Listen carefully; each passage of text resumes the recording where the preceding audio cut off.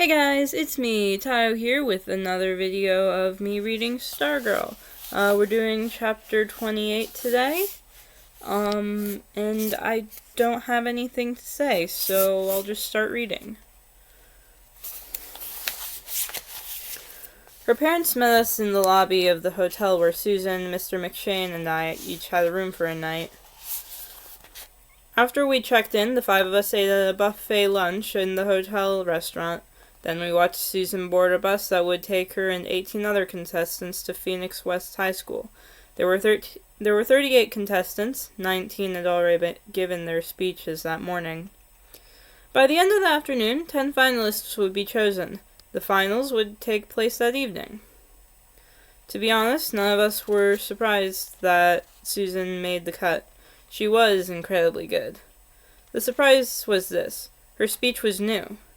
It was not the one she had given at Mika High. It was not the one she had spent weeks practicing in front of me and Peter Sinkwitz and Assorted Sagaros.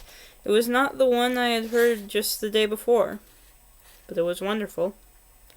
There were some elements of the old speech in it, and much that was as new as the morning. Like a butterfly, her words fluttered from image to image. She swung from the distant past, Barney, Archie's Pelesian Rosenskull, to the present, Cinnamon, to the distant future, the death of the sun. From the most ordinary here, the old man nodding off on the beach at Tudor Village, to the most extraordinary there, a newly discovered galaxy 90% to the end of the universe.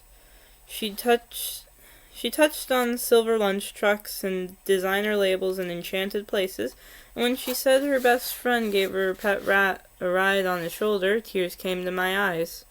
It was a jumble, a mishmash, and somehow she pulled it all together. Somehow she threaded every different thing through the voice of a solitary mockingbird singing in the desert. She called her speech, I might have heard a moa. The auditorium was half full, mostly with small groups of students and parents from the competing schools. After a contestant finished, his or her supporters whistled and whooped, as if doing so would influence the judges. The rest was polite applause. When Susan finished, the four of us managed a modest cheer, but that was about it. No whistles, no whoops. I think we were made of more timid stuff than the speechmaker herself. Back at the hotel, Mr. McShane and I mobbed her, if two can be a mob. Her parents were more reserved.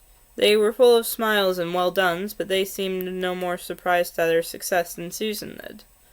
When the adults went off to the gift shop, I had her to myself. I said, "Where did that come from?" She grinned. "Did you like it?"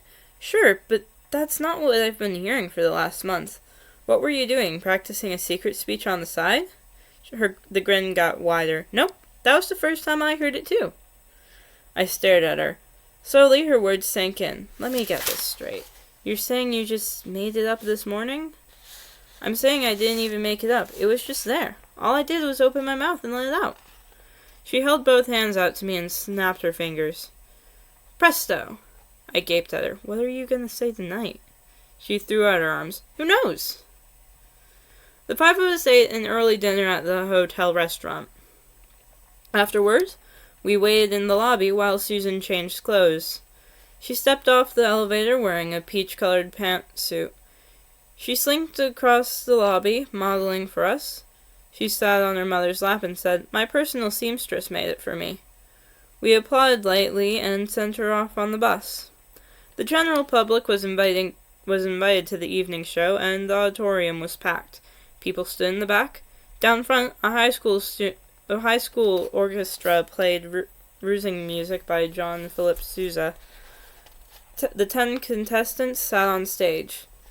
7 were boys. All of the contestants appeared to be grim and nervous, stiff as mannequins, except for Susan, who was bending the ear of the boy sitting next to her. He nodded occasionally, but kept his eyes and spine at attention and obviously wished she would shut up. Susan's parents chuckled knowingly at her behavior, while I tried to disguise a stab of jealousy. One by one, the contestants took the long walk to the center stage to give their speeches. The applause was equally hearty for all. A grade school girl in a frilly white dress handed each contestant a bouquet of roses, yellow for the girls, red for the boys. While the girls cradled their roses, the boys looked at them as if they were hand grenades. Susan was next to last to speak. When her name was called, she bounced up from her chair and practically ran to the microphone. She did a sprightly pirouette, a curtsy, waved her hands in window washer motion, and said, "Hi!" Accustomed to seeing stiff, mortified contestants, the audience responded with uncertain titters. They didn't know what to make of this unconventional teenager any more than we had on the first day of school. Several bold souls headed high and waved back. She did not begin, at least not in the usual sense. There was no ringing preamble. She merely stood there comfortably chatting away as if we were all on rocking chairs on her front porch. Murmur drifted toward the ceiling. People were waiting for her to get started. The murmur subsided as it occurred to them that this was it and they were missing it. This quiet that fell over the auditorium was absolute. I was more tuned into the audience than the speaker, and if for the last 5 minutes of her talk anyone was breathing, I could not detect it. When she finished with barely a whisper, "Can you hear it?" and leaned with her cupped hand to her ear, 1,500 people seemed to inch forward, straining to hear. There were 10 seconds of the purest stillness. Then she turned abruptly and went back to her chair. Still, there was no reaction. What's going on, I wondered. She sat forward in her chair, her hands folded primly in her lap, and then it came, suddenly, explosively, as if everyone had awakened at once. We were all on our feet, clapping and shouting and whistling. I found myself sobbing. The cheering was as wild as that of the crowd at the championship basketball game. And that was it for chapter 28. Yeah. I don't really have anything to say. So, bye.